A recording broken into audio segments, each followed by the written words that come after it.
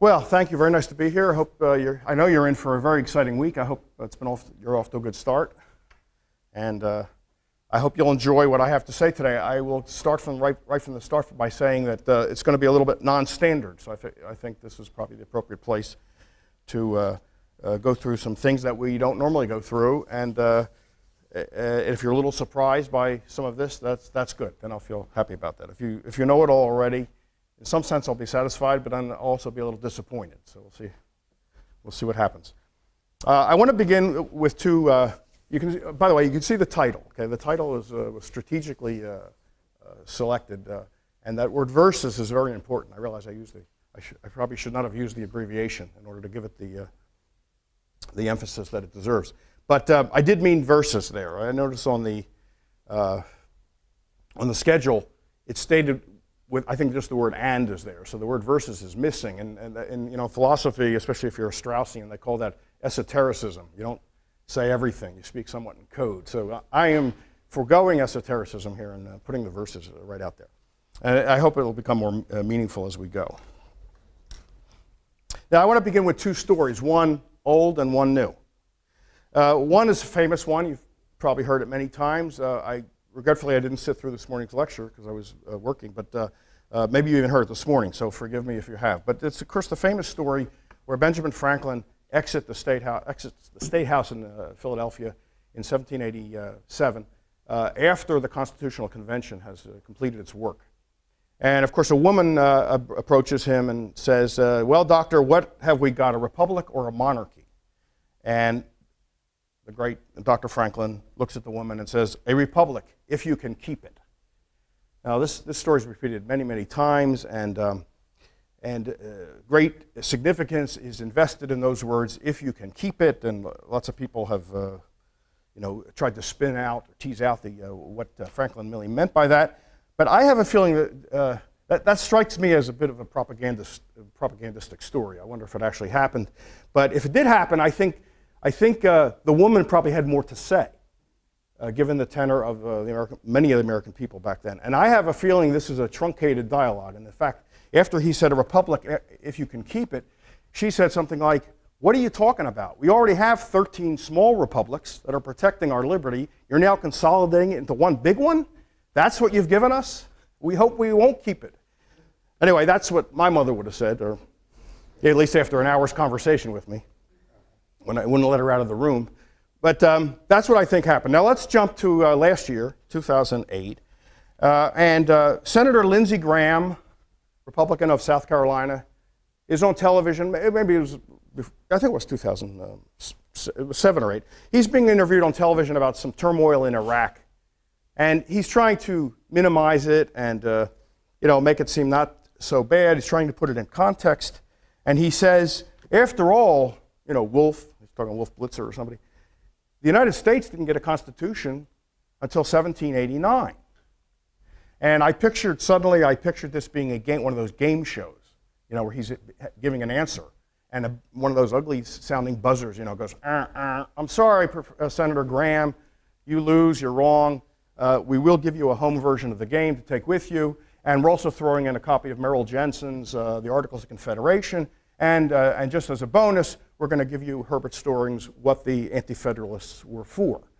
Because here's a guy, the Constitution only gives a couple of qualifications to be a senator. You're going to be 30, I guess you have to reside in the state. But it doesn't say you need to know anything about American history or the American founding. Now, maybe that's another gap in the Constitution. I'm going to point out a few. But he clearly did not know his American history because the U.S. had a constitution before 1789. What we call the Constitution was not the first Constitution. And we had a Constitution which was called the Articles of Confederation, and it was every bit a constitution. It set up a governing system in the new country, the United States, and let's see. Whoops. Let's see if we get this high technology to work. Let me go back. Now, my question is, who are these people? I've probably already given it away. Can you see them? It's big enough. This is a test I like to give when we're looking for schools for my kids. I'll save the punchline for the end, of course. this is a test I like to give the headmaster of the private school, because if they couldn't pass this test, I would leave. But these were the first 10 presidents of the United States. They did not have the PR machinery of a George Washington. I don't think any of them had wooden teeth. I don't know that any of them chopped down their father's cherry tree and then honestly admitted to it. But these, in fact, were the first 10 presidents of the United States. Samuel Huntington and Thomas McKean sometimes are not given credit to be the first, because John Hanson was the first to actually be elected once the Articles of Confederation took effect. And so he served his first full term. The others straddled the line. And so they don't always get the credit. But we're going to be really technical about it. Samuel Huntington, first president of the United States. A couple of familiar names on this list: Richard Henry Lee and John Hancock, who went on, of course, to found the famous insurance company. It's a joke. But he had very ornate handwriting, as you remember. By the way, if you've never seen the movie 1776, the musical, I highly recommend it. It's amazingly accurate for a Broadway show. You expect they're going to be taking a lot of liberties, and they do take some. But I think in its essence, there's a lot of good stuff in it. Okay, so I just wanted to give you that as a context. There were presidents of the United States before George Washington. Now here's the timeline, just so we can set our context here. We have the Articles of Confederation are adopted by the Second Continental Congress in 1777. That's pretty early now, right? 1776, just a year later. Look what's happening. Look at the historical events. The war's not over. Cornwallis won't surrender until almost a year later. 4 years later, 3 years later, 4 years later, and the Articles take effect after that. No, sorry, I got that backwards. I should have had March 1st. March 1st, before Cornwallis surrenders, the Articles take effect, but a couple years before the Treaty of Paris formally ends the war. All right. Now I'm going to use the fancy gizmos here. I can actually eat that. And let there be light.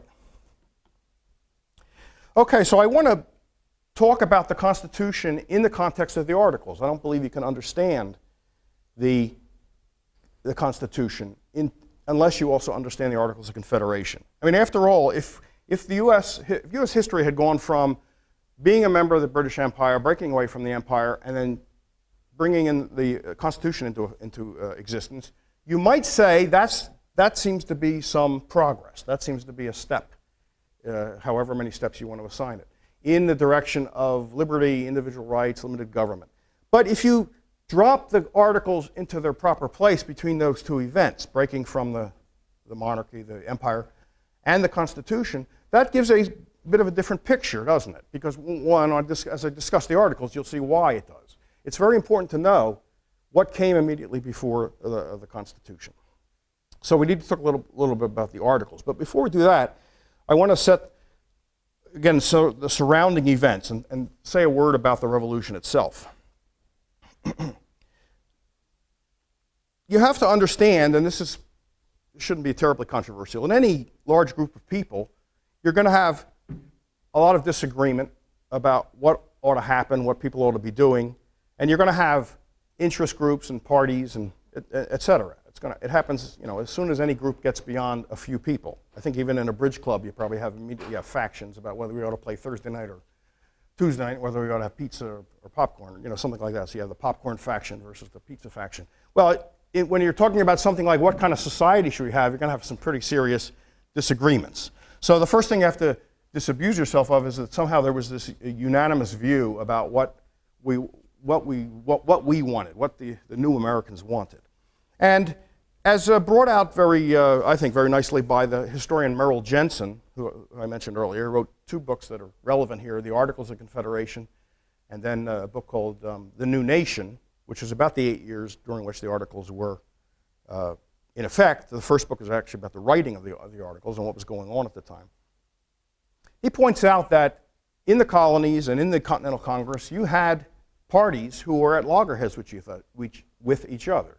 Now, you could divide these up and get very, very specific, but very broadly, Jensen points out that you had a huge division between the group that he calls the radicals and the group that he calls the conservatives. And the conservatives, who tended to be merchants, and in the South, the large planters, at first, and this was not unanimous, but this is generally accurate, The conservatives did not want to separate from the empire at first. And you have to understand why. In any situation, and in the colonies are no exception, in any situation of this sort, you have, over the years, you have interest groups growing up. They're getting, various groups are getting favors from the royal governors and from the governing assemblies. They're getting land grants and privileges, tariffs, subsidies of various kinds. They have influence. And in every one of the colonies, you have an unmistakable aristocracy. In the south, they tend to be large planters. In the north, merchants. And then you have a group which basically feel they're on the outs, that they're not part of the aristocracy. You have limits on the vote in many places. And so you have a class consciousness and a class conflict. Now I know I say those words and people immediately think of Marx, but even as even Marx understood, class analysis begins with the classical liberal economists of the early 19th century, the French in particular. And I could say more about that, but that would take away too much time, so I'm going to skip that. But you can pursue this. You can find things in the Freeman's Archive on this subject. I've written about this, and other people have also. But it's very important to keep in mind that when you have government and taxation and people getting benefits and favors from that system, you get two broad classes. You get the people, and these early liberal theorists use these terms. You have the tax payers and you have the tax consumers, sometimes known as the tax eaters when they wanted to speak of them with particular disdain. So you have the people who consume taxes and you have the people who produce taxes. And they're usually aware of who they are, and there's tension. There's tension, and they contend for power. And it's a big issue. And this was true in all of the colonies. And it was reflected also then in the two continental congresses. So separation from the empire was an important issue. The ones that were enjoying privileges didn't want to rock the boat. They figured they should, why would we want to separate from the empire? We have a good thing going.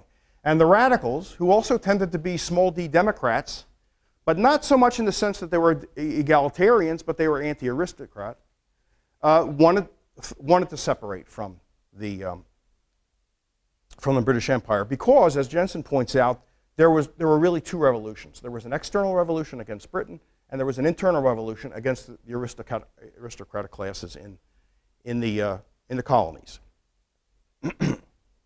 So, as time went on, and as the British rule became more arbitrary and more harsh, even the conservatives began to see the benefits of separating from the mother stem, as I think Adams one place refers to it. And it might have been reluctant, but they start to come around to the revolutionary position. But you don't want to read too much into this. They were not giving up their conservative worldview. They just figured that they couldn't bear this arbitrary rule under the king. Basically, one person could make decisions and suddenly limit their rights or take away their property. They didn't like that idea.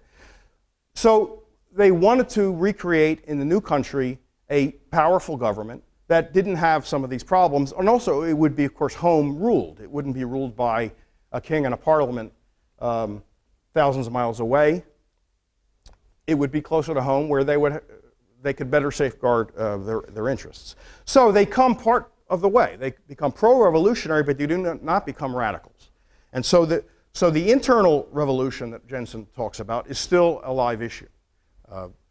They're kind of united now in breaking with the British, but it's an uneasy coalition because they realize there's going to be a fight as soon as the revolution is over, as soon as it's successful. There is going to be an internal struggle. And Jensen lays a lot of emphasis on this, and it's very important. Now, around the time that the Declaration of Independence is being drafted, and if you do see the movie, that's all about the Declaration. What's going on behind the scenes, and it's not even mentioned in the movie, is the drafting of the Articles of Confederation. So the war's not over, but they say, look, we need a new plan now for setting up some kind of government. And so they get to work on writing the articles. Now, the major draft that becomes the subject of debate is from John Dickinson. John Dickinson of Pennsylvania, a very wealthy merchant. And if you see the movie, he is the main opponent of separating from the British Crown in that movie, which almost entirely takes place on the floor of the Second Continental Congress. And he later he doesn't fully endorse the separation. In fact, he leaves the Congress when the Declaration of Independence is adopted, and so he won't countenance it, but he still joins the effort to come up with a new plan of government. I'm not sure, what he has in mind there, whether he thinks they could get the king to recognize these articles. Anyway, he's involved in drafting the articles. But his draft is a very centralist draft. He sees a very strong central government. It has a lot of similarities to the later Constitution. But this was not in keeping with the general tenor of the people in the Continental Congress, or probably through most of the country, who were very suspicious of concentrated power. This is the key thing about the radicals. This is why I think libertarians can claim these people. We may not agree with them on everything. In fact, I could make an argument they wanted much too much government at the state level, much too much government. But they were suspicious of concentrated power. I mean, this is sort of the original American tradition. They don't like Dickinson's draft, and they want to turn it into something more in keeping with their very sincere belief in decentralization. In other words, they were Federalists in the sense of this was to be a confederation, this country, not a unified, consolidated system. So, Thomas Burke, member of the Congress of North Carolina, proposes an amendment which turns the draft on its head. Oops. I guess I need to bring that back up too. Let there not be light. He proposes Article 2 for the Articles of Confederation. Read this very carefully. We'll have occasion to come back to it and compare it to something in the later Constitution. Each state retains its sovereignty, freedom, and independence, and every power, jurisdiction, and right, which is not by this Confederation expressly delegated to the United States, is in Congress assembled. That was the name of the country under the Articles. United States in Congress assembled was kind of the full title. Well, at least the governing body. So you can see this is very strong language, making this a confederation, not a consolidated system. So with a single amendment, he turns Dickinson's draft upside down, because this is not what Dickinson had in mind. Dickinson had in mind a strong, powerful central government. Now I want to make sure I'm staying on the clock here. Go to 12:15, I believe. Right? So the Articles now are a much preferable governing body, if there's going to be such a thing. It does reserve some powers. It does give some powers to the central government, maybe more than that I would like. The new Congress could regulate the value of coinage, but no paper money. It was the court of last appeal between the states. It had a post office. It was in charge of weights and measures and trade with the Indians. There were term limits in the Articles of Confederation. A person could not be president for more than 1 out of any 3 years, and you couldn't be a member of Congress for more than 3 out of 6 years. There was no executive branch. The president was the president of the Congress. There was no executive branch. Basically, things were handled by committee. You didn't have cabinet departments run by individual persons.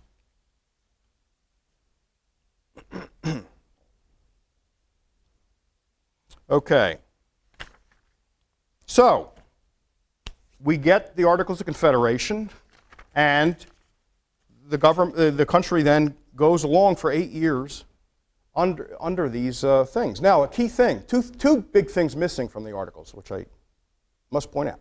Number one, you probably noticed it by omission, Congress had no power to tax. This is pretty interesting for a government. I mean, what's a government without a power to tax? If it wanted money, what did it have to do? It had a derivative power to tax, essentially. It had to go to the states, hat in hand, and requisition money. States didn't always pay, or they weren't always on time. I think this is the era where the phrase, the check is in the mail, first was spoken. Of course, the central government was controlling the mail, so they said, no, it isn't. we've been looking for it. And so you have the little tension there because they wouldn't always pay up. If they didn't like what the Congress was doing, they could just withhold the money. But that's key. Congress, no power to tax. This becomes a big issue later on.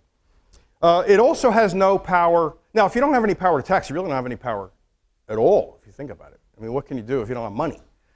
But they did have access to tax money through the states, so it has sort of derivative powers. But the other big thing missing is the power to regulate trade, which is very, very important in people's minds and will become later become very, very important. Okay. Now, not everybody is satisfied with the Articles of Confederation. It's too weak. The government's too weak. And in fact, less than 2 weeks into the period when the Articles are in effect, James Madison, who's a member of the Continental Congress, is looking for ways to expand the powers of government. I mean, politicians will do this. You think creative construction or loose construction was invented in, what, the 60s or under the New Deal? No way. The bare bones articles, which hardly had any, except for those few things, very little for politicians to work with, was not going to stop the politicians from finding ways to reinterpret even those skeleton clauses to get more power. And they tried very hard. Madison right in there. People who like very limited government or zero government know that Hamilton is a bad guy in history. And Madison often gets a pass because he's a little more slippery, actually. He speaks more in esoterica than Hamilton. Hamilton didn't believe in esoterica. He just put it all out there. Madison's a little more insidious. And so he's actually the more dangerous person. You've got to watch him much more closely. And I'm going to tell you why. I'll give you a couple stories about Madison. But anyway, here he is, less than 2 weeks, trying to expand the powers of the state, the central state. They even hit on an idea that maybe they can use the treaty power. There was treaty power.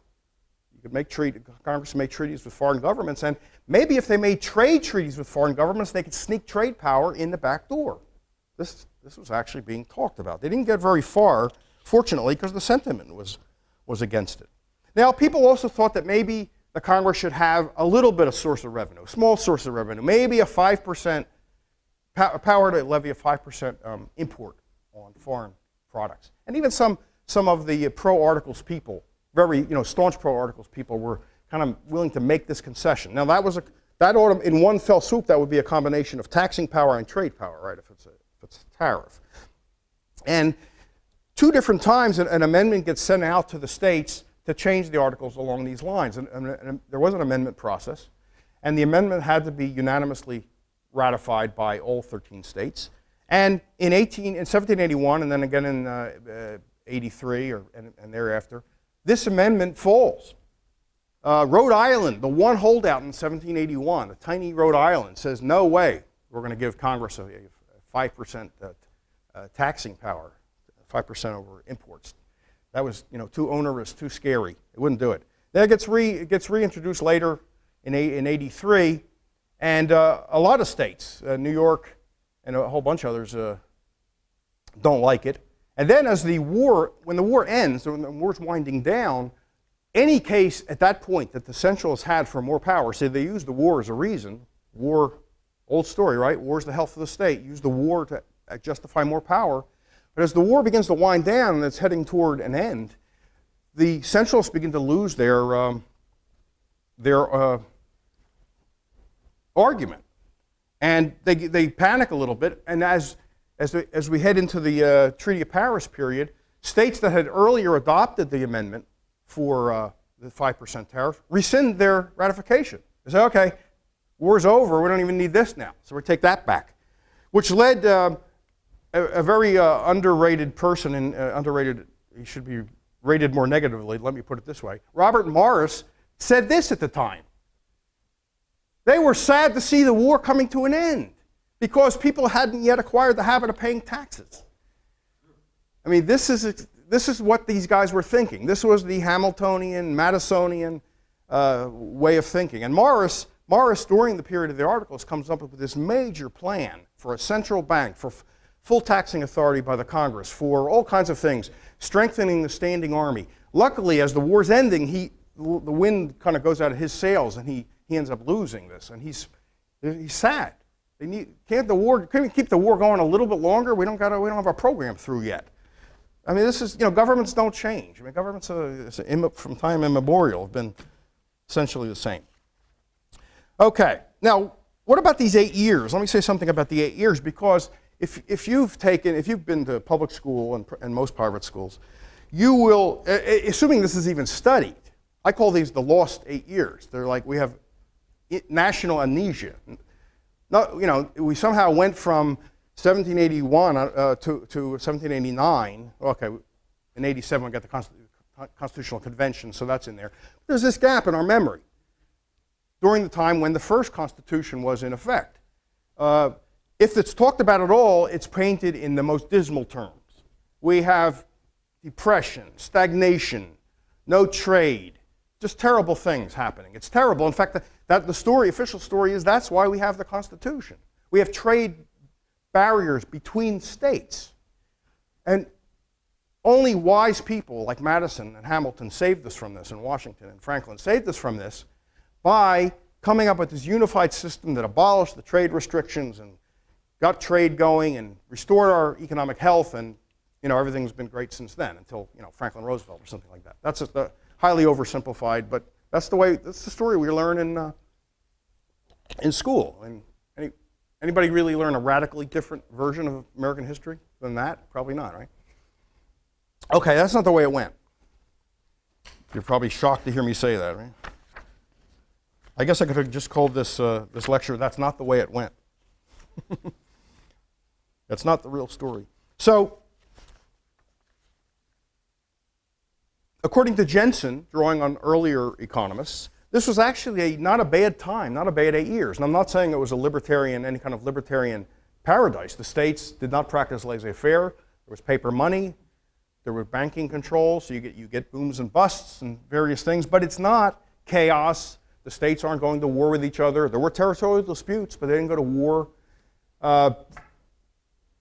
There's not an external war. They don't get invaded. The place doesn't collapse. The country doesn't collapse and either taken over by somebody else. It's not a bad 8 years for the first 8 years of a young country. I mean, and that's a substantial period of time. We're not talking about 8 months. We're talking about 8 years. It's not bad. There is prosperity. In some ways, there's growth. There is the restoration of trade from what it was during the Revolution. We also see on sort of the social side the beginning of anti-slave societies. In the North, slavery is going away. In the South, church and state are being separated. Criminal laws are being made more humane. The death penalty is being abolished except a couple of things, murder and a couple of cases treason. There is a sense, according to Jensen, of optimism and humanity about this new country during these 8 years. So we can remove the chaos theory during the so-called critical period as a reason for why we got the Constitution. All right. So now we head toward the Constitutional Convention. Well, I've already suggested why we would be heading in that direction if we're removing the dire necessity because of the economy from the list of reasons.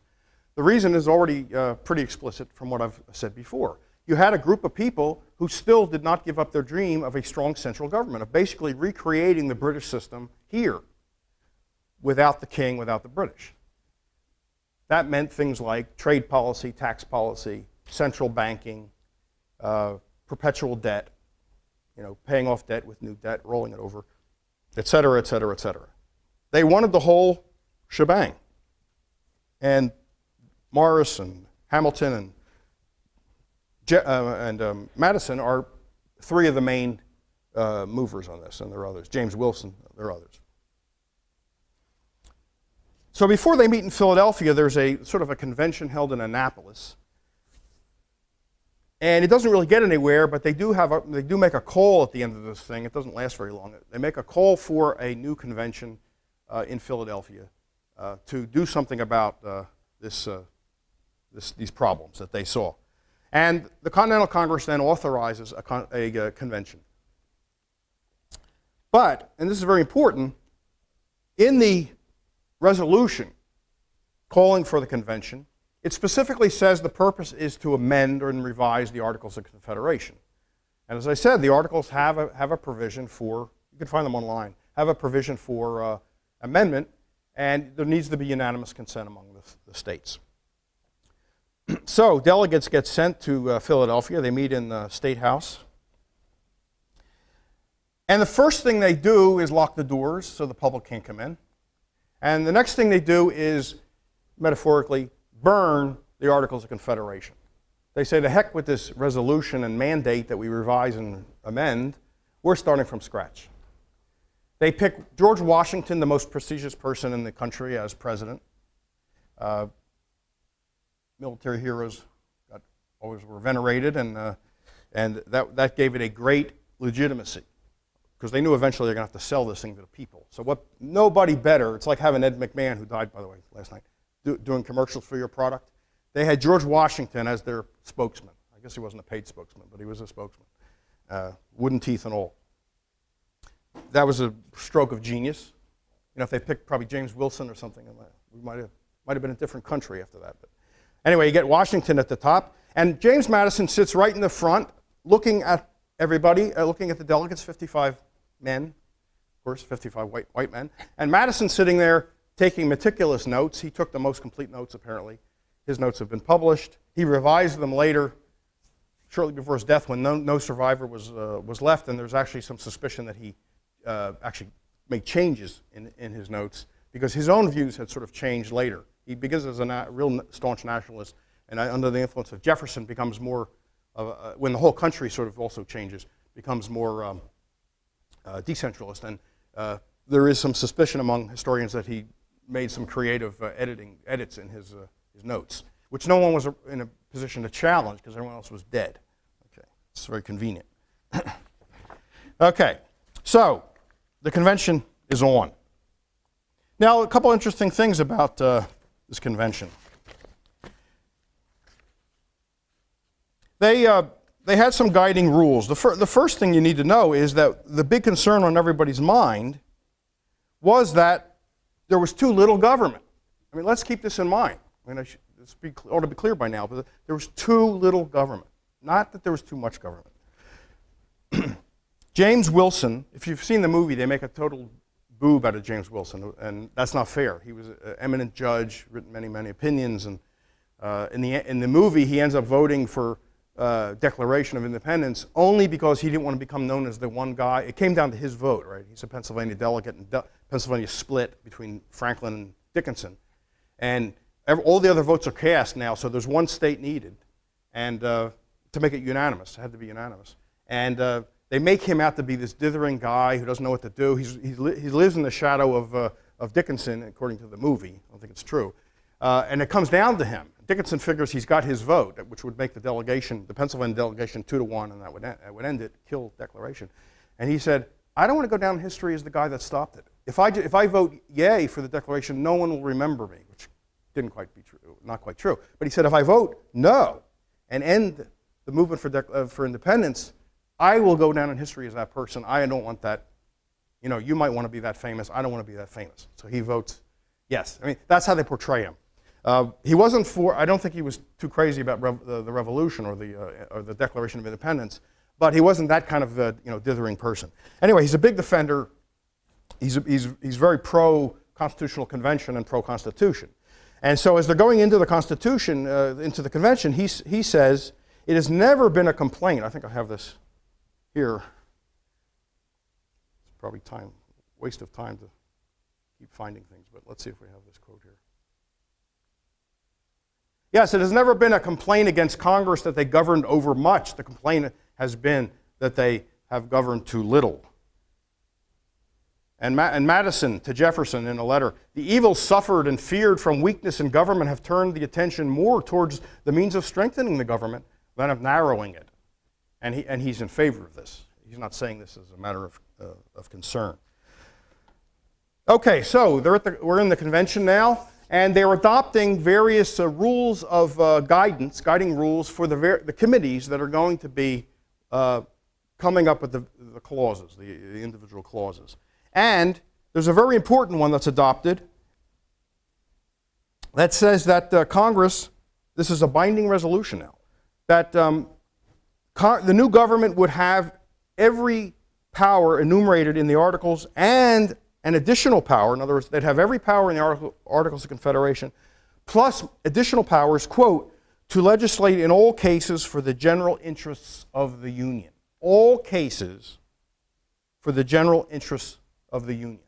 Okay, this does not sound like they went in thinking we're going to write a constitution of enumerated, strictly limited powers. That does not seem to be the mindset of the 55 delegates. Of course, some of them would not be happy about what comes out, but certainly the majority. Okay, so the idea is to come up with a bigger government that would have general powers. So let's look at what they did. Let me go back. Because I think some textual comparison here is very interesting. Whoops. Okay, we have that one already. Now, you remember this from the Articles of Confederation. This is Article 2. You saw it before. The Congress, the Constitutional Convention was perfectly free to just lift that language to cut and paste. Okay? They didn't have a word processor, but they could have cut and pasted the hard way. This language. They didn't do that, did they? No. I want you to look at two words very closely there. Later on, I'm going to compare this not to anything in the Constitution, but to something adopted after the Constitution, namely the 10th Amendment. We'll come back to this. I don't want to get to the amendment yet because that comes afterwards.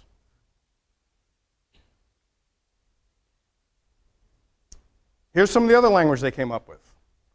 The opening phrase of the opening clause of Article 1, Section 8, which pro-Constitution people invest an awful lot of energy in, Article 1, Section 8, because they say, look, it's all there. That's it. Nothing else. There's like 17 clauses. This is the opening one. Congress shall have the power to lay and collect taxes, duties, imposts, and excises to pay the debts and provide for the common defense and general welfare of the United States. I'll get back to that semicolon issue in a second, but just notice that. Also notice, whoops, I don't know why they didn't implement that a little better. Notice the structure of Article 1, Section 8, and I'll elaborate a little bit in a moment. We have that opening clause I just mentioned, like truncated a little bit. And then we have, there's actually 16 more clauses that begin with the word to. So in other words, to coin money, to do this and that. Anyway. I will tell you the significance of that in a minute. And then we have the famous Commerce Clause, which is part of that list, which fans of the Constitution, also invest a lot of value in. They think this is key to limiting the power of government because Congress here is limited to regulating interstate commerce. So this gets back to the issue of trade that I mentioned before. One of the indictments of the critical period, the period of the Articles, is that we had state protectionism against other states. How many people have heard this before? It's sort of bedrock folklore of America, of why we needed a constitution. In other words, some people will say the Constitution really comes down to one valuable thing. It created a free trade zone in the country. Now, free trade, I'm all for free trade. I'm for unilateral, unconditional free trade. We shouldn't wait for anybody to do anything. We should abolish all trade restrictions, at noon. Or how about 11:31? This is no criticism of free trade. What I'm attacking is the myth that there was not free trade among the states, that there was no free trade zone during the period of the Articles of Confederation. It is just not true. Free trade was the rule. Reciprocity was the rule. There were a couple of minor trade restrictions in this respect.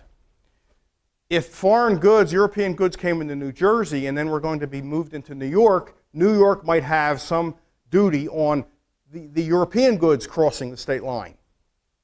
They actually wanted the goods to come straight into New York. They were trying to discourage them from coming from another state. That was relatively minor stuff.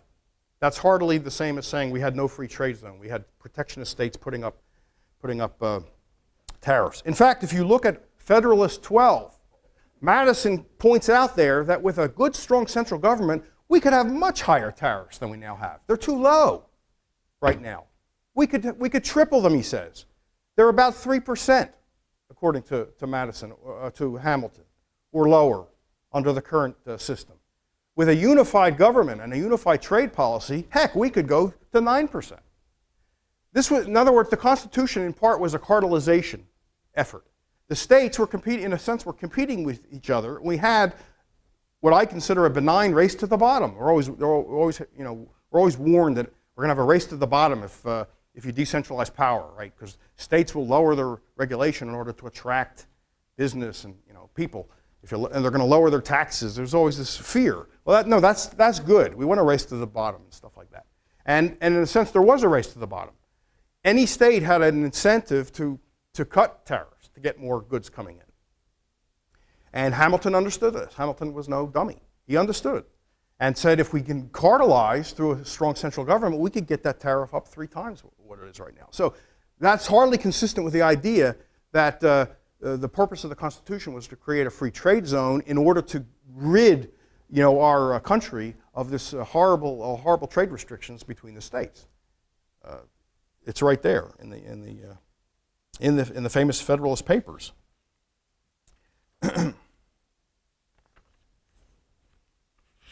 All right. So I want to do some comparison now. I mean, obviously the Constitution is ratified. It goes out to the states, but there's a huge number of people who are not going to let the Constitution be ratified among the states, by the states, if it can help it. And these are the people we call the AntiFederalists. But I need to say something about that word, the Anti-Federalists, because this is one of the great public relation coups in history. Now, think about what the people we call the Federalists, this was Madison and Hamilton and that gang, think about what we call them. We call them the Federalists, but think about what they were in favor of. Were they really in favor of federalism? They wanted a very strong central government and weak states. The so-called Anti-Federalists wanted strong state governments, much stronger than I wanted, but certainly in relative terms, and a weak central government. So who are the true Federalists? The Anti-Federalists. But the Federalists seized the word. It was a popular word because generally the popular sentiment was for some sort of confederation.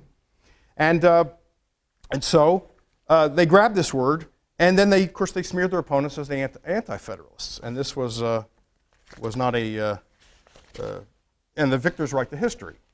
Now this didn't go unnoted, unremarked on back then. There was a famous Massachusettsian, how do you say that, who was a delegate to the ratifying convention of Massachusetts named Elbridge Gerry.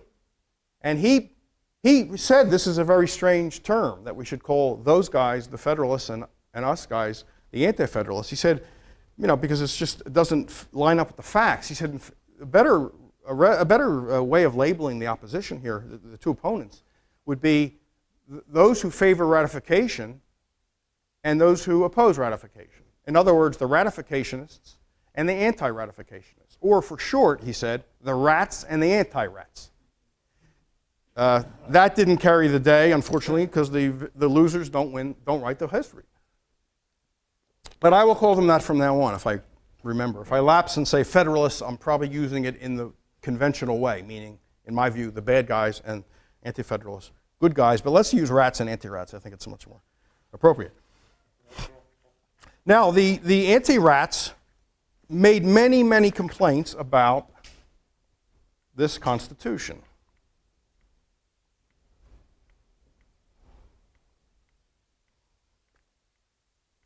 Come on.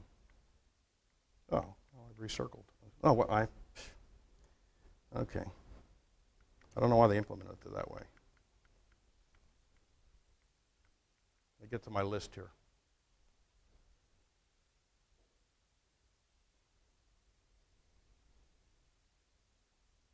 Okay, here's some of the complaints. The preamble. Now, come on. They don't even get past the first couple of words. Patrick Henry, nothing got past Patrick Henry, stops, as one guy put it, this is nuts.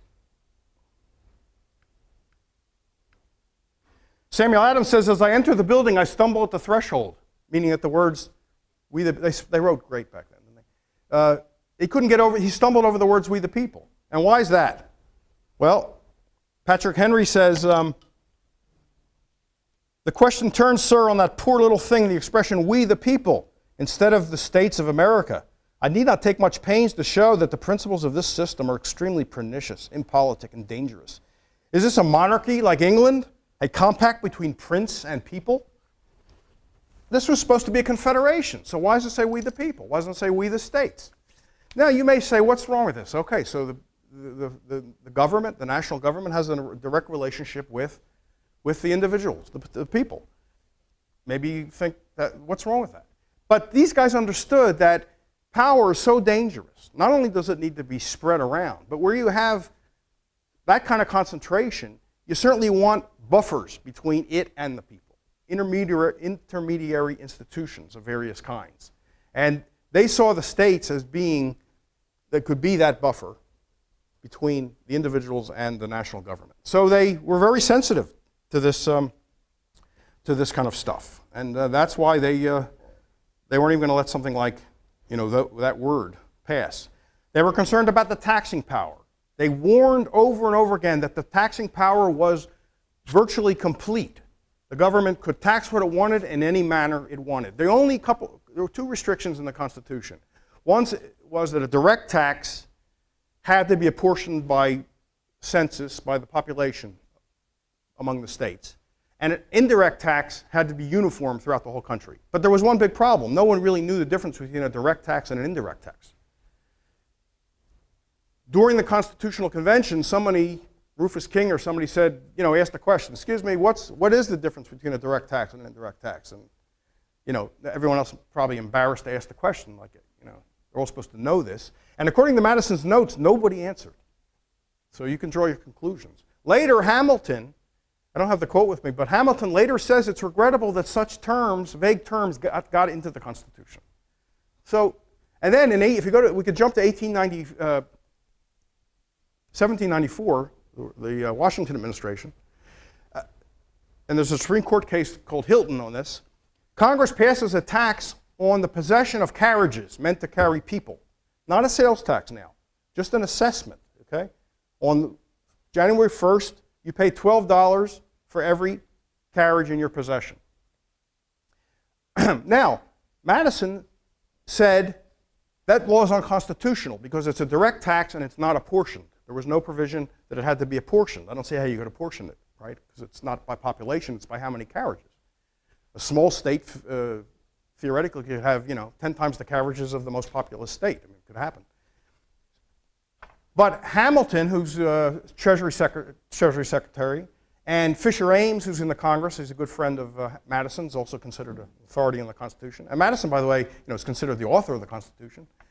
They disagree and say, no, it's an indirect tax. Doesn't need to be apportioned. Goes to the Supreme Court.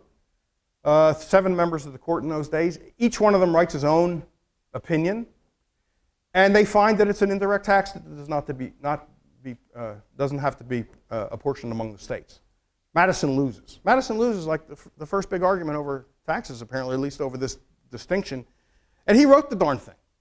So the AntiFederalists, it seems to me, were quite proper in worrying that this was essentially a blank check to the Congress to tax anything in any manner. By the way, this is relevant to the later discussion of the income tax, which takes us beyond my scope here. But I have a couple articles about this on the FEE website and also at the Future Freedom Foundation if you're curious about this. They did not need the 16th Amendment to impose taxes on wages and salaries. If you repealed the 16th Amendment today, they could still tax wages and salaries. So there's no constitutional prohibition on taxes and salaries. Okay, what else did they fear? The General Welfare Clause. What could be more general than a General Welfare Clause? It says Congress can raise taxes to provide for the general welfare. And I'll take up Madison's defense of this in a moment. They were concerned about the Necessary and Proper Clause. It says that Congress can do anything necessary and proper to carrying out these powers. Well, anything necessary and proper for promoting the general welfare. Come on, how blank can a check get? How much bleach do you have to need do you have to use to make that check as blank as it could possibly be? This is what they were saying back then. This isn't hindsight from 200 years plus later. The Supremacy Clause, the Constitution says all laws and treaties are the supreme law of the land.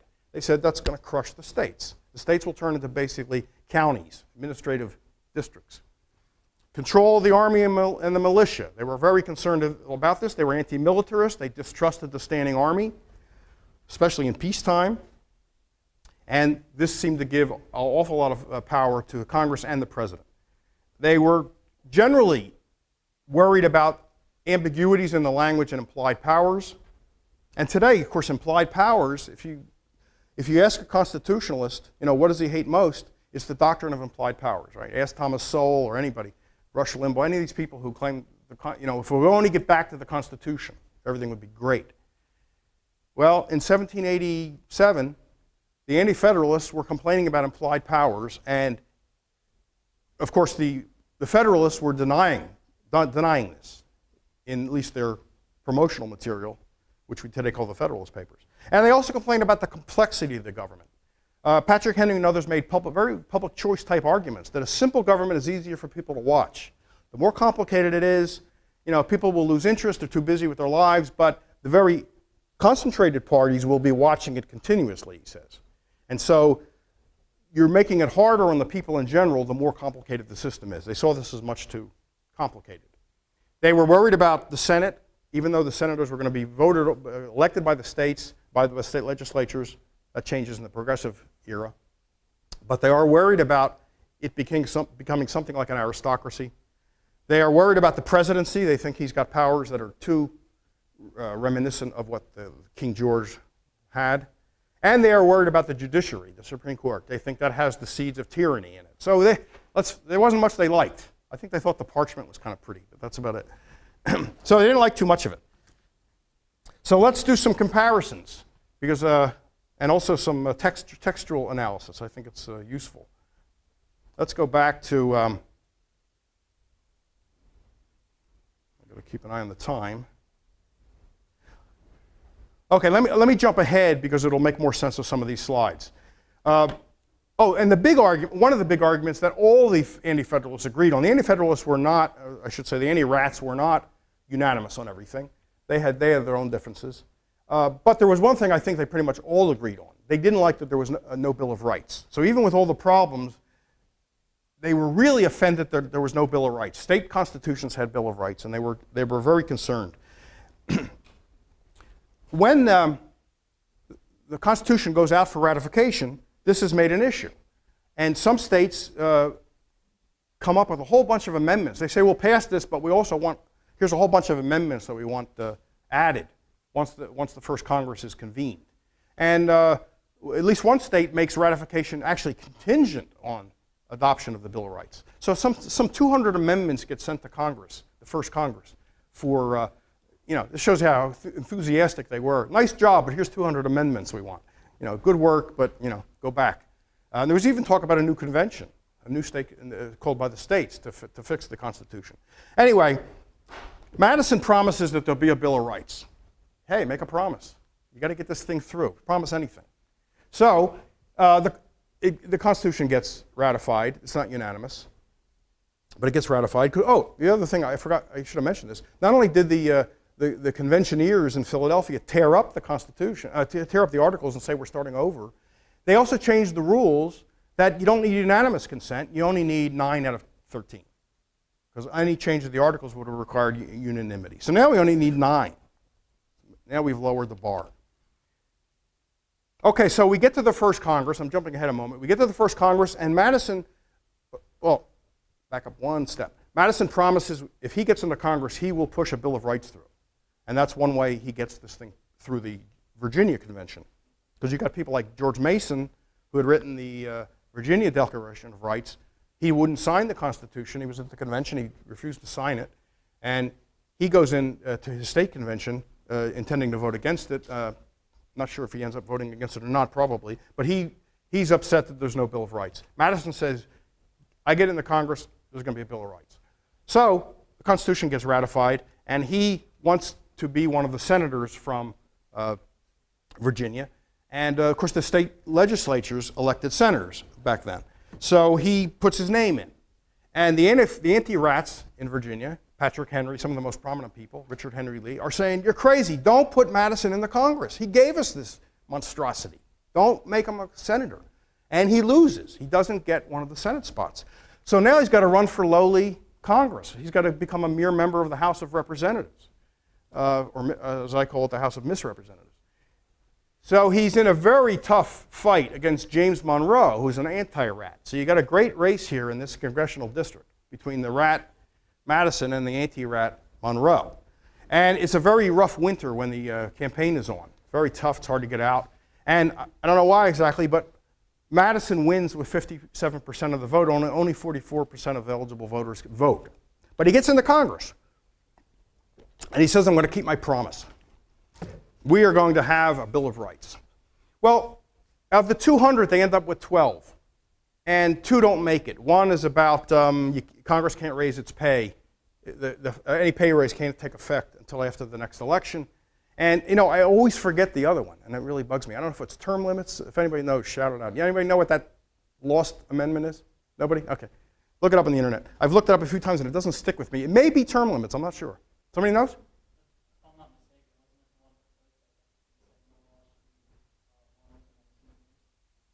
That doesn't ring a bell, so I don't think it's that. That might have been earlier considered, but it wasn't one of the 12 that gets sent out to the states.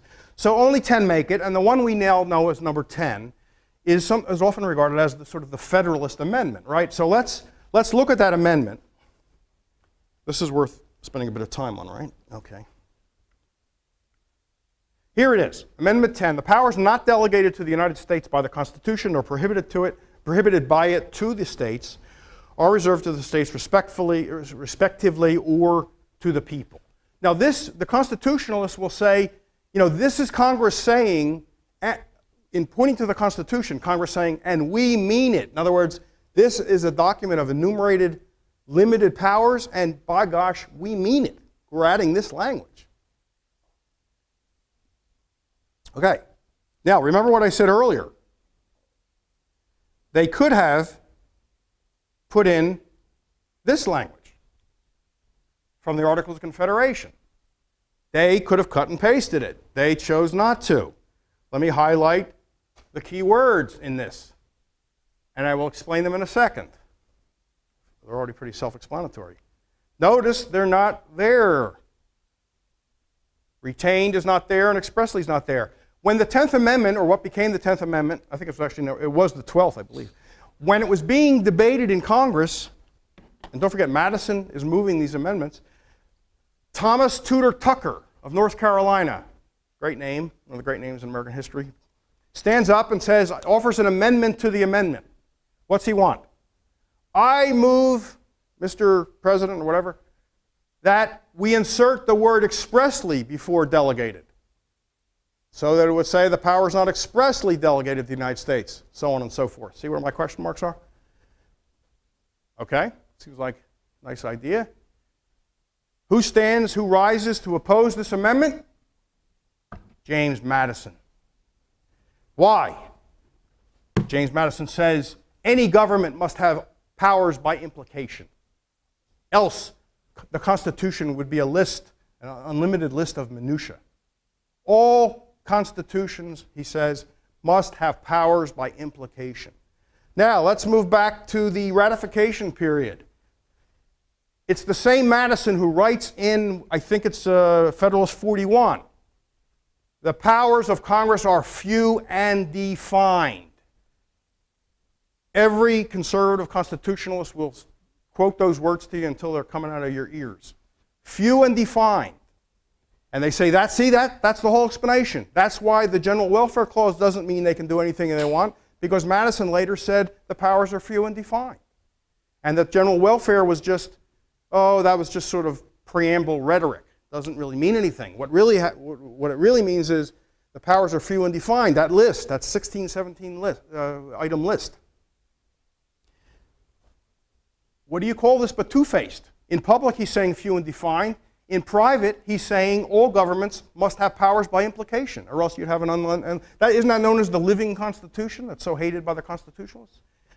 Doesn't that mean there can't be strict construction, which is also beloved by the constitutionalists, if there must be powers by implication? Add to that, of course, necessary and proper, supremacy, general, add those other vague phrases, and you have an interesting situation, I would submit. There's the quote. There must necessarily be admitted powers by implication. Okay. Not a bad paraphrase by me. And there's the quote from Federalist 45. Few and defined.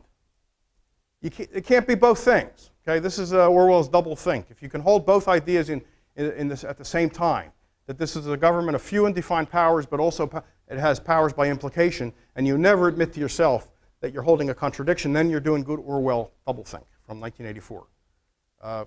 Okay, now let's go to, there's another thing to say about this. Let me move back. Remember I had highlighted the word retained in the Article 2 of the Articles of Confederation. It says that the powers not expressly given to the federal government are retained. Okay, each state retains its, and then of course it itemizes, which makes it even stronger. Retains its sovereignty, freedom, independence. Later, when the 10th Amendment is adopted, you notice the word retained is not there. It's now reserved. And there's a historian by the name of William Crosskey who's written 3 big volumes on interpreting the Constitution, and he's done this exhaustive work on how people used phrases and words back then. He looks through newspapers and all kinds of writings to try to zero in on what words meant, maybe more specifically, because words change over time.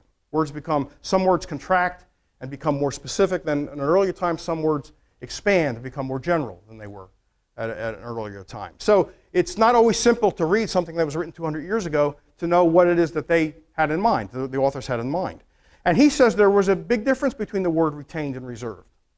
And I think this is very, very plausible. When you retain something, it means you're keeping something you already had, right? I had it yesterday, I'm retaining it. But when something is reserved to you today, it doesn't mean you had it yesterday. So you cannot make a knockdown argument that the 10th Amendment, in effect, was the same as the Article 2 in the Articles of Confederation. That the states were retaining all their powers except those delegated. Of course, they weren't. It's besides the ones other than expressly. It wasn't only the expressly delegated, because they wouldn't put the word expressly in. You see what happens? See how watered down this 10th Amendment is? And in fact, the view at the time was it didn't change the Constitution at all. It was an amendment that didn't really make any material change in the Constitution, which was interesting. Why do it? Well, it was a propaganda device. It was a way to sell, well, they already sold the Constitution, but it was a way to continue to win legitimacy and maintain its legitimacy. Let's do some more. The Commerce Clause is used, again, as proof that there were supposed to be strict limits on the federal government, the national government, that it was only supposed to regulate commerce with foreign countries, commerce with the Indian tribes, and then it says commerce among the several states. And this has been interpreted as interstate commerce, right? You've all heard of we had the Interstate Commerce Commission. This is a phrase that has rung through American history from this point on. Now, the question that Crosskey asks, and I think is worth asking, is where does it say interstate commerce in that amendment? I'm sorry, it's not the amendment, it's a clause. In Article 1, Section 8. He looked back at the language as it was used back then in newspapers and all kinds of writings and speeches, and among the several states did not mean interstate. In fact, under the judiciary article of the Constitution, one of the powers of the judiciary is to take cases between citizens of different states. That's a quote. In other words, the framers were perfectly capable of saying between citizens of different states when they wanted to talk about interstate. Why didn't they use the same phrase then in Article 1, Section 8, Clause 3? There they just say among the several states. And Crosskey makes, I think, a substantial case, drawing on texts at the time, that this simply meant among the people of the several states. In other words, it does not limit it to interstate. Congress was being given the power to regulate internal commerce, intrastate commerce. And he goes on to show further that commerce didn't just simply mean the movement of goods, but all economic activity. That was a common use of the word commerce. So, look, I'd rather have it mean only interstate than all commerce. If that's my choice, I'd rather have just interstate rather than interstate plus intrastate, if that's my only choice. But I think we need to admit that it was creative construction that got the interstate limit out of this. I mean, I'm glad judges later decided that, because it would be better than saying, no, they can do anything. But it was not strict constructionism. And so we should, I guess, be somewhat thankful to judges for in the early days of not being strict constructionists. Okay, Kroski goes on and on about clauses like that. For instance, he has an explanation for why you have this list of 16 powers. People will say, why'd they bother to list 16 powers then? If they were saying you can do anything to advance the general welfare and promote the common defense, why'd they go on to list anything like post office, coinage, this clause, etc.?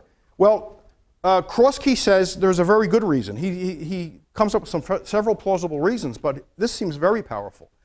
Don't forget, under the Articles of Confederation, there is no executive branch, right? All powers, except judicial, but all other powers, executive and legislative, are in the Congress, because it's a two-branch government. Under the Constitution, there's a new third branch, the executive. It's not always clear, it wouldn't be always clear right away what power was going to be executive and what power was going to be legislative. And so there was a very strong motive to specify at least some powers, saying these are congressional powers, so that nobody will think that these are executive powers. We're going to name them in Article 1, which is the powers of Congress. That's a very powerful article. I don't know whether argument. I don't know if Kroski's got somebody's memo saying this, but it's certainly a very strong argument, because they've now expanded the government to 3 branches, and there's going to be ambiguity. Something that might have been a legislative power under the Articles, they might have wanted to put into the executive branch, but they wanted to make sure things that they wanted to keep in the legislative branch, would be understood to still be there, and therefore they listed 16 more powers after the general welfare clause. So what are we to learn from all this? I mean, I could go on and on. There's much more to be said, but I can't say it. So let me wrap this up, and then that will at least leave some time.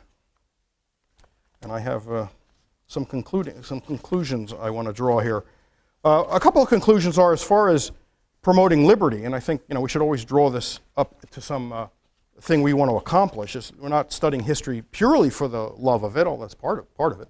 But we want to advance liberty, and that's what the fee is all about. And I think that means that if we want to advance liberty, we have to do more than simply sort of think we can play a Constitution card as a trump and say, hey, it's not in the Constitution, or something is in the Constitution, and that's the end of the argument. We know it's not the end of the argument. The argument's been going on since 1787, and it doesn't win the argument. And no matter how many times we say, well, where's the power for the Congress or for the federal government to regulate or to revamp the financial industry, or to take over medical care, you can just play the general welfare clause. And what do you say in response to that? I mean, you can say, well, that's not what they meant, but that's not a very powerful comeback. We need to promote liberty directly to people.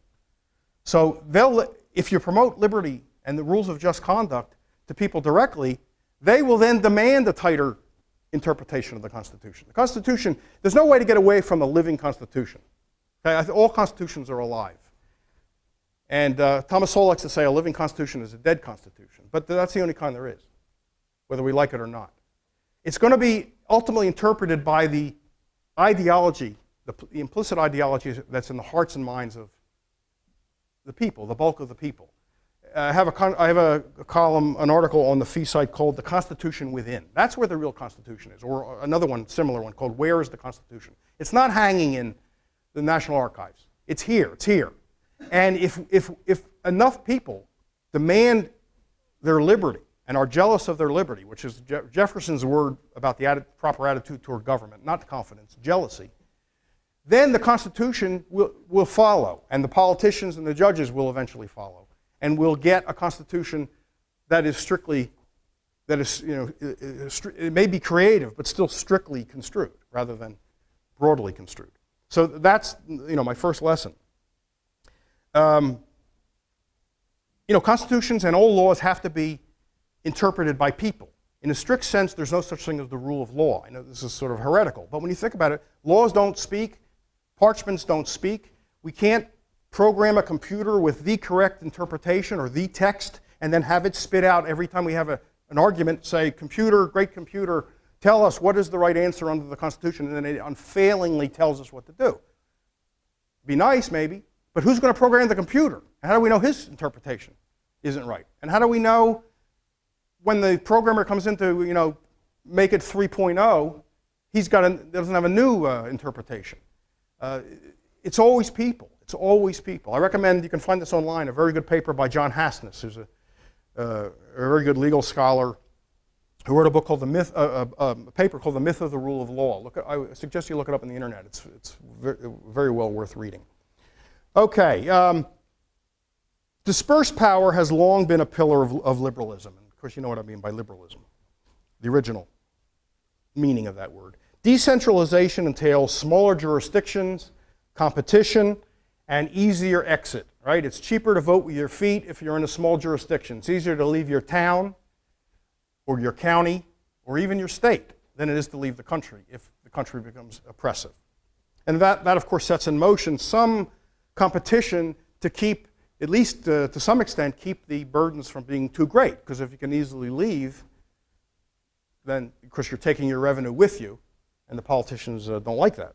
So you want competition, and that means you're going to have smaller competing jurisdictions. The Articles of Confederation, though hardly perfect, embraced those principles. The plan that took its place exchanged those principles for the promise of checks and balances within a strong central government.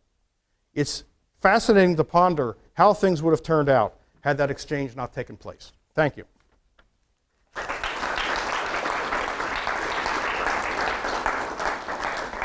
So we do have time for questions and comments, so hope we have some. Yes, Edward.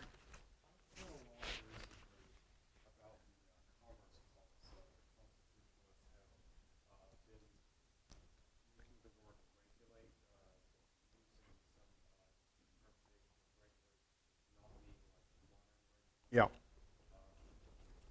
The question is, there's been discussion, and some people have written about this, that the word, the phrase "to regulate" in the Commerce Clause, there it is up there. Oh, it's not there.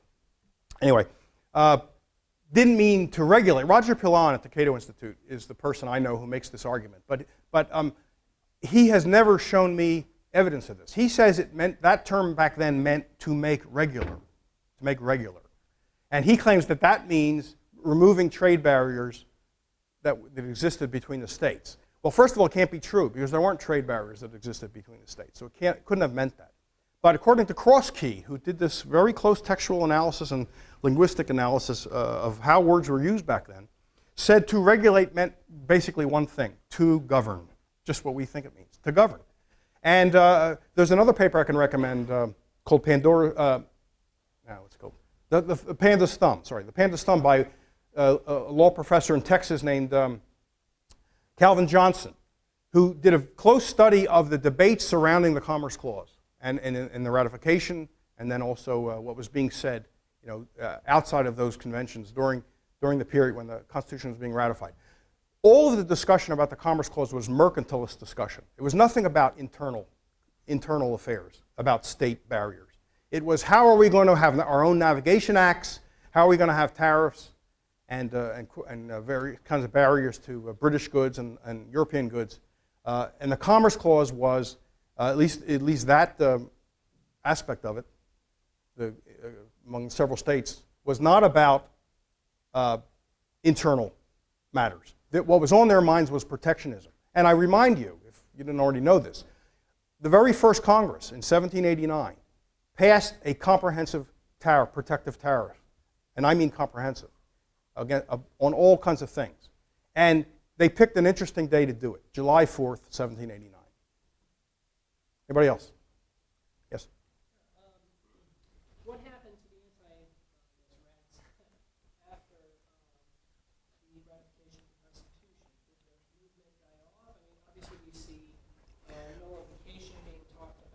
Yeah. The spirit lives. The question is, what happened to the anti-rats, the anti-federalists, after they lost their, when the Bill of Rights was adopted, they weren't really satisfied. It led some people to think they were just using the complaint about the Bill of Rights as really just an excuse, and because once they got it, they were saying like, okay, well that's no big deal, But they wanted it badly, and then said, okay, but we're still not happy. It's like you can't take yes for an answer. So maybe their own strategy was poor, and there's been criticism of their own strategy. They conceded too much, but the spirit lived on. That's right, it lives on in the Jeffersonians. You have complaints by John Taylor of Caroline. We've had articles by Joe Stromberg and the Freeman about this. He, in the 1803, he's complaining about big government and profligate government. Okay, we have complaints today, right? He's complaining in 1803. There's an early member of Congress of I think the Senate, and I can't remember his name offhand, but it's in one of Stromberg's articles. He's complaining. He's in like the first Congress in the Senate, complaining that the Federalists have violated all their promises and are now putting through a program that they said they didn't even want, a national bank and stuff like that. And a lot of bad stuff comes in under Washington. The kind of thing that in the Federalist Papers they said, you don't need to worry about this stuff, don't worry. And they also make the argument, you don't have to worry about the potential for mischief because good people are going to be in office. They did say this, good people are going to be in office. And Patrick Henry scoffed at this. Another thing I can quickly mention is that when they were selling the Constitution, the rats, they would say things like, and James Wilson makes a speech where he says, look at the text. The Congress has only the powers that are expressly given. It's this old bit again. And everything else is left to the states. And both Thomas Jefferson and Arthur Lee, who was an anti-rat from the famous Lee family in Virginia, they in effect, they scoff at this. They say, that kind of rhetoric may go over with the audience he's addressing. But show me the words in the, this is what they were doing. They ridiculed Wilson for saying this. Show me the words, because what he's talking about is nothing like the document I'm holding in my hands now reading. They went out and made these promises, but he said, where is it in here? Later on, Madison said, I can't lay my finger on the provision that lets me do something. That's what they were saying. Lay your finger on don't forget, there's no 10th Amendment yet, right? This is before they ratify there's no Bill of Rights yet. Where does it say the states are still sovereign, except for the few powers that they've given to the Congress? Anyway, it lives on in people like Taylor. It lives on in Jefferson. When Jefferson's elected, that's an anti-rat, basically an anti-rat revolution, because they throw out the Federalists. They undo a lot of what the Federalists did. John Adams, gets the Alien and Sedition Acts, and that gets wiped away. A lot of the internal taxes are wiped away, because they passed all kinds of internal taxes, which they kind of said they wouldn't do. And Jefferson gets rid of all that stuff. So for a while you have, and then the Constitution also begins to get more interpreted along anti-rat lines. So you get this anti-ratificationist and anti-federalist, second wind, and they actually achieve a lot. And then, of course, from there, it's sort of downhill ever since. Yes?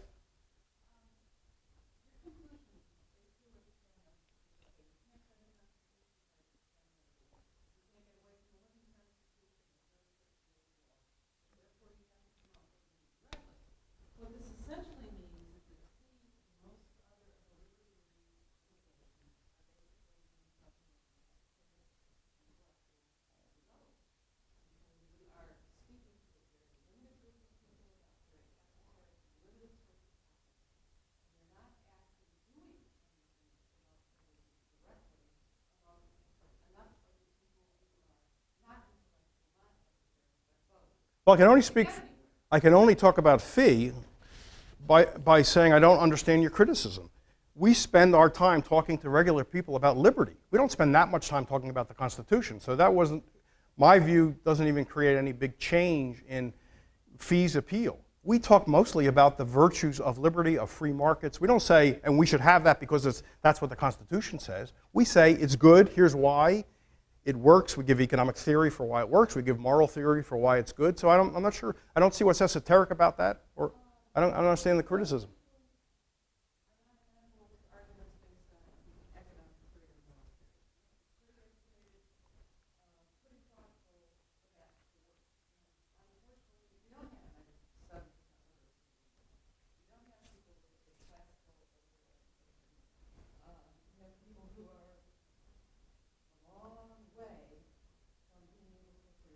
But this criticism then has nothing to do with what I've said today. What your criticism now goes to the... Oh, okay. Oh, I see. Okay, so you're saying Fee has spent 60 years trying to teach people economics, but people don't want to learn economics. That's a little outside the scope of my lecture. Yeah. Well, what do we do?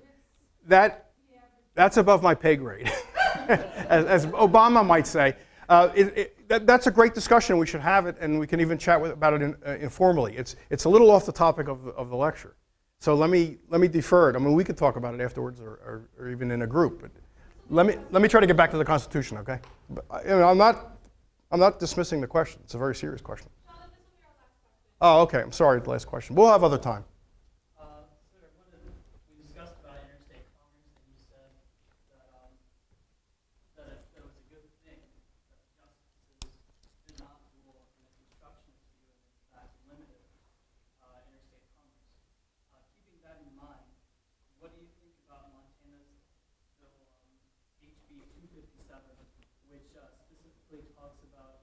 Any firearms that are produced in the state, sold in the state, and used in the state has no agreement, the ATF or any federal agency has no agreement, and they're solely regulated by the state of Montana. Okay, so the question is, because I don't think the questions are necessarily getting onto the video. Given I expressed approval for that the Commerce Clause has been interpreted, at least until recently, has been interpreted, if arbitrarily, but has been interpreted to mean interstate and not intrastate. I mean, I said it would be worse if they had said inter and intra are included, and I said if that's the choice, I'd rather have them take the lesser choice. So the question is, in light of that, what do I think of a bill in the Montana legislature that would say what the federal government has no jurisdiction over guns that are manufactured within the state of Montana and just kept within the state. Well, given that I'm against all gun control, I guess I would have to say if that passed, I would say yay, because it would at least to some extent limit federal power in that one state, in that one respect. So, I guess that's better than it not passing.